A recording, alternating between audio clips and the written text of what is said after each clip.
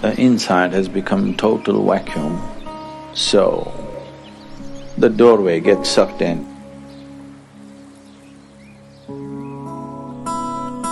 Another way of opening the third eye is you contain everything inside. The first way of doing is the best way of doing.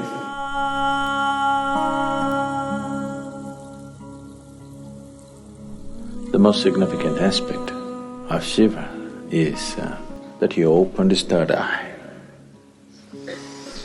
All the other things, he danced, he meditated, married twice, did so many things, that's not the thing. He opened his third eye. It's only for that we remember him even today. For that, even today, after thousands of years, we still bow down to him. Because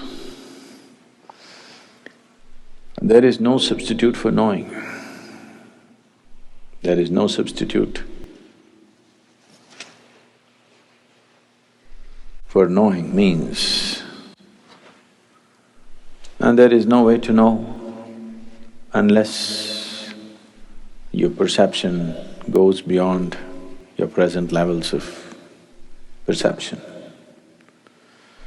Unless your ability to see is enhanced beyond its present limitations, there is no way to know.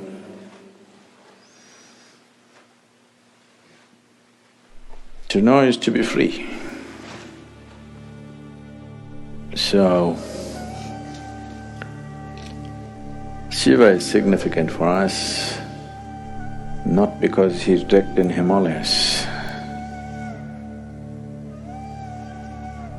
not because he played with snakes, not because of this or that, because he opened his third eye. He perceived what most human beings fail to perceive. What is unseen for a large segment of humanity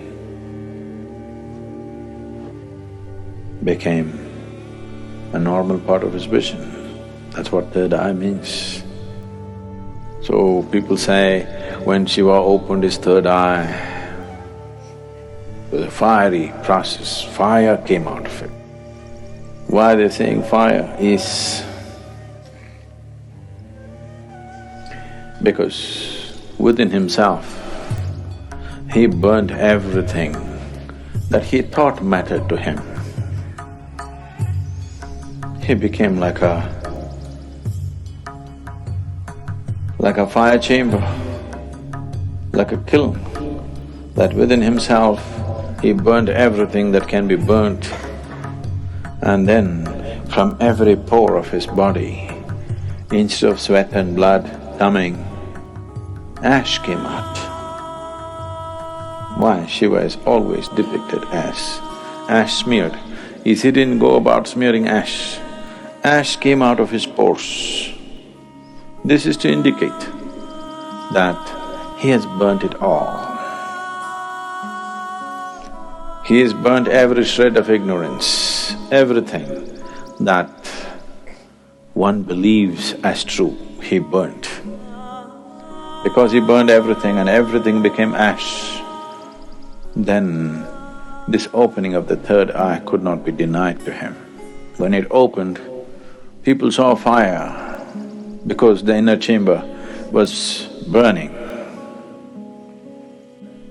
There are two ways of opening the eye. One way is the inside has become total vacuum, so the doorway gets sucked in and naturally has to open. The doorway becomes limp and falls inward because there is nothing. He simply burnt not only his thought, not only his emotion, not just his relationships and possessions, he's just burnt his very being.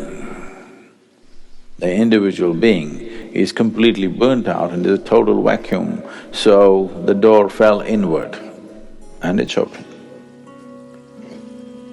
So people saw fire because it was burning still.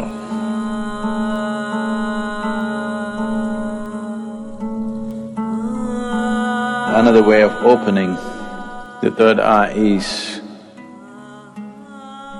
you contain everything inside. Everything is contained. You did not find any expression for your thought, any expression for your emotion, any expression for anything. You could not even utter a word. See, if you remain silent for 4 days, on the 5th day, you feel like singing suddenly. If you don't know how to sing, you want to howl like a wolf. Huh? Because you want to let go. You didn't let go anything, so much pressure built up, and this door got knocked open from inside. This is another way to do it. The first way of doing is the best way of doing, because if you open it by building pressure, it opens up today and again tomorrow it may just shut itself. Or before enough pressure builds up and this opens, something else freaks in you and you run away, yes? Because the pressure builds up in such a way, if you have to hold it, you need… because you don't know what's happening, it looks like torture. It looks like 7th degree torture. If you're putting yourself through the whole process, then definitely your mind will ask, what is the point of going through this torture? Because it's a lot of torture. Not letting a single thought find expression, not letting a single emotion find expression, not uttering a single word, not finding expression to a single opinion that arises in your mind, single idea that arises in your mind. Oh, it'll burst you somewhere. If you hold everything intact, this will open, otherwise something else will freak. But you are a little… you're diplomatic. You believe in the middle path. That means you don't wish to get anywhere.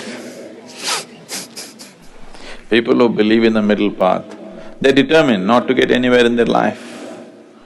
Middle path means just your comfort zone. Neither this nor that. Either you become empty, the sheer power of vacuum will open it, or you build up pressure in you, it'll burst open. 2 ways of opening.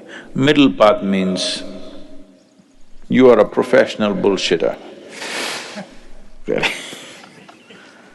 Full-time bullshitter you are, not professional. Profession means they do it only part-time, right? They do it only certain times of the day.